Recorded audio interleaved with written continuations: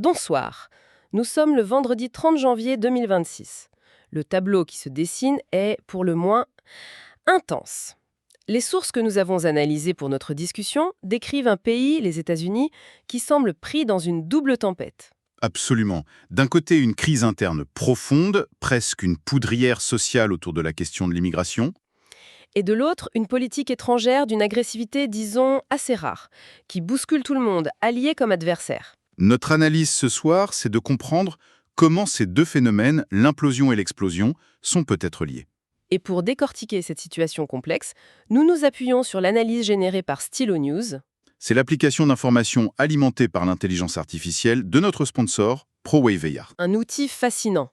Stylo News, c'est la version accessible à tous du logiciel Stylo Intellops, qui est normalement utilisé pour des opérations de très haut niveau. Oui, par des gouvernements, des militaires, des grands groupes. Ce qui nous donne accès à une capacité d'analyse assez unique, qui croise en temps réel des centaines de sources d'informations, de médias sociaux, dans plus de 20 langues. Alors, si vous le voulez bien, commençons par le cœur du réacteur, la situation intérieure aux États-Unis. Les sources parlent de troubles civils significatifs ces 2 dernières semaines. C'est presque un euphémisme. Oui, on a l'impression que le couvercle est en train de sauter. Tout semble se cristalliser autour de l'application des lois sur l'immigration. Et des actions des agences fédérales, en particulier l'ICE, l'agence de l'immigration. Et Minneapolis est devenu l'épicentre de tout ça. C'est là que la situation a vraiment dérapé.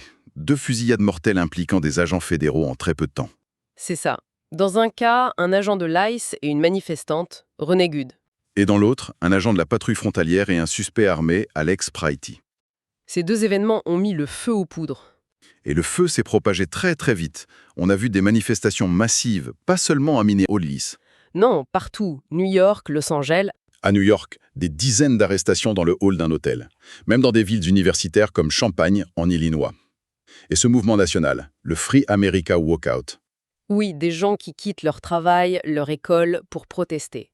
Ce n'est plus du tout marginal. Ce qui est encore plus frappant, c'est l'escalade de la rhétorique non, Evelyne. Ah oui, complètement. On ne parle plus seulement de manifestations. À Minneapolis, les sources citent un certain Kyle Weiner qui se revendique d'Antifa et qui a publiquement appelé à la résistance armée. Rien que ça. Il a traité les agents fédéraux de tireurs nazis, rien de moins. Et il a lancé une cagnotte en ligne pour un fonds d'urgence pour la liberté et la défense. Des tireurs nazis. Les mots ont un poids terrible. C'est une rhétorique qui vise à déshumaniser l'adversaire et à légitimer la violence. C'est exactement ça. Et ce n'est pas un acte isolé, c'est une tendance. C'est-à-dire ? À Portland, un blog lié à la même mouvance, Rose City Counter Info, est allé encore plus loin. Ils ont publié les adresses, les infos personnelles d'agents de l'ICE. Le doxing, une pratique d'intimidation extrêmement dangereuse ? Voilà. Et ils ont revendiqué des actions criminelles. Des incendies de voitures de police. On est très loin de la désobéissance civile pacifique, là. C'est une situation explosive, quoi. Et la réponse des autorités ? On dirait qu'il y a 2 Amériques qui s'affrontent. C'est tout à fait ça. D'un côté, le gouvernement fédéral qui sort les muscles. Et pas qu'un peu. Non. La réponse fédérale a été massive. Déploiement de centaines d'agents supplémentaires à Minneapolis. Et surtout, cette menace. L'Insurrection Act. Oui, une loi de 1807 qui permet au président d'utiliser l'armée sur le sol américain pour maintenir l'ordre. Les sources disent que des troupes sont déjà en état d'alerte. C'est l'option nucléaire politiquement. Totalement. Mais attendez, le gouvernement fédéral menace d'envoyer l'armée, mais au même moment, au niveau local, C'est là que ça devient fascinant. le procureur général du Minnesota, Keith Ellison, refuse de poursuivre des manifestants nortoniémais. J'ai lu qu'ils avaient interrompu un service religieux. C'est un chaos complet. C'est exactement le mot, un chaos. La justification d'Ellison, c'est la liberté d'expression. Bien sûr. Mais ça a déclenché une tempête politique, évidemment. Ça illustre parfaitement la fracture du pays. Il n'y a plus de consensus sur ce qui est une manifestation légitime ou une action illégale. Et cette fracture, elle n'est pas que dans la rue. Elle est au sein même de l'appareil d'État. Entre le fédéral et certains États. C'est une crise institutionnelle profonde. Une situation intérieure au bord de l'implosion. Et ce qui est fou, c'est qu'en même temps, Sur la scène internationale, l'administration américaine ne fait pas du tout profil bas. Au contraire. C'est une excellente observation. Ces 2 dynamiques, la fragilité interne et la démonstration de force externe, elles semblent se nourrir l'une l'autre. Et cette nouvelle posture est théorisée, j'imagine? Oui, dans un document officiel, la stratégie de défense nationale 2026. Les mots-clés sont défense du territoire national et une nouvelle doctrine pour l'hémisphère occidental. Une sorte de doctrine Monroe sous stéroïdes? C'est ça. Beaucoup plus direct, beaucoup plus assumé. Et l'exemple le plus spectaculaire, c'est le Venezuela. La capture de Nicolas Maduro? Oui, c'est quelque chose qui semblait impensable. Et les conséquences sont vertigineuses. Les États-Unis qui prennent le contrôle de l'industrie pétrolière. Mais c'est la suite qui est la plus surprenante. L'administration a annoncé qu'elle était prête à vendre ce pétrole, à la Chine et à la Russie. Pardon. À la Chine et à la Russie. Deux principaux rivaux. Mhm. C'est complètement contre-intuitif. Quel est le calcul? Ah, mais c'est là que ça devient fascinant. Ce n'est pas juste économique. C'est une façon de dire au monde entier, nous contrôlons le robinet et nous pouvons déstabiliser l'OPEP, récompenser ou punir nos rivaux, comme on veut. C'est du pur réel politique appliqué à l'énergie. Exactement. Il crée une dépendance et se positionne en arbitre du marché. Évidemment, en parallèle, le département d'État a dit à tous les Américains de quitter le pays. Ce qui montre qu'ils s'attendent à une période d'instabilité. Bien sûr. D'accord. C'est une démonstration de force brute. Et ça ne se limite pas à l'Amérique latine. Les sources parlent beaucoup de l'Arctique, du Groenland. Ah, le Groenland. Voûte de la sécurité nord-américaine pour le XXIe siècle. D'accord. L'objectif, c'est d'y installer un bouclier antimissile. Nom de code, Golden Dome. Ce n'est pas que pour se protéger. C'est pour contrer l'influence russe et chinoise. Précisément. Dans une région qui s'ouvre avec le changement climatique et qui devient une autoroute stratégique. Le contrôle du Groenland, c'est le contrôle de l'Arctique. Et ça a, sans surprise, mis le feu aux poudres avec les Européens. Le Danemark a refusé et les États-Unis ont menacé. D'imposer des tarifs douaniers punitifs, jusqu'à 25%. À 8 pays européens. Des alliés de l'OTAN. Solidarité assez rare, en fait. La France, le Royaume-Uni, l'Allemagne. Plusieurs poids lourds de l'OTAN, oui, ont envoyé de petites unités militaires au Groenland pour des exercices conjoints avec l'armée danoise. Le message était clair. Très clair, même s'il était diplomatique. Le Groenland est un territoire de l'OTAN. Toucher à la souveraineté danoise, c'est nous menacer tous. Une mini-démonstration de force entre alliés. Et apparemment, ça a fonctionné. Oui, la menace des tarifs a été retirée après des discussions au siège de l'OTAN. Ils ont même annoncé un accord cadre sur la sécurité dans l'Arctique. Ça montre une dynamique de tension et de négociation. L'administration américaine teste les limites, elle pousse ses intérêts de manière très brutale. Mais les alliances traditionnelles comme l'OTAN ne sont pas mortes. Elles ont encore une capacité de résistance. Et de médiation qui peut forcer un compromis, du moins en apparence. La question de fond sur le statut du Groenland, elle, n'est pas réglée. D'accord, compromis avec les alliés dans l'Arctique. Mais avec les adversaires, j'imagine qu'avec l'Iran, l'approche est moins diplomatique. C'est le moins qu'on puisse dire.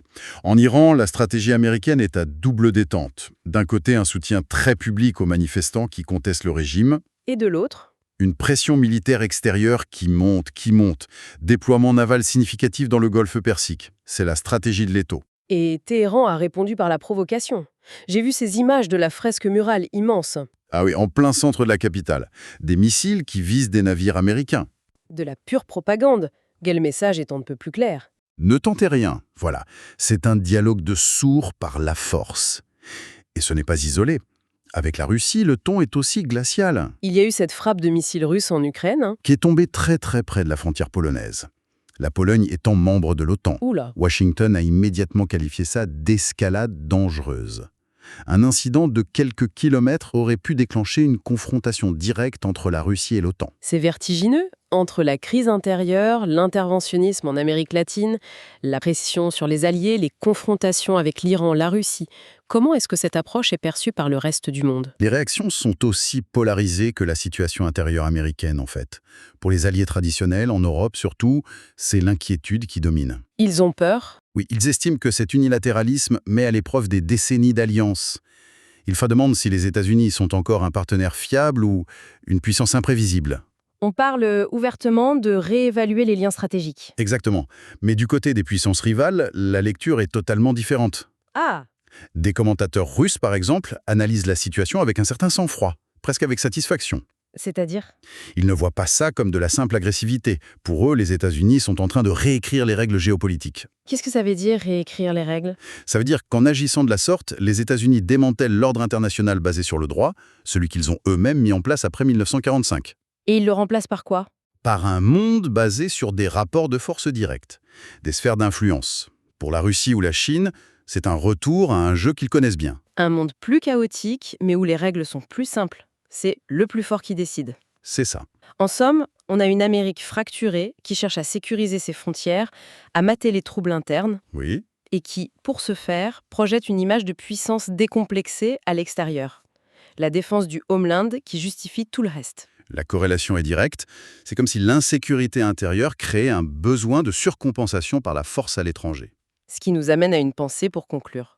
Alors que les États-Unis se replient sur leur hémisphère tout en défiant le monde, une question se pose. Mhm. Une nation peut-elle vraiment réaffirmer sa domination régionale et sa sécurité intérieure en déstabilisant l'ordre mondial qu'elle a passé 70 ans à construire? C'est la question à $1 trillion.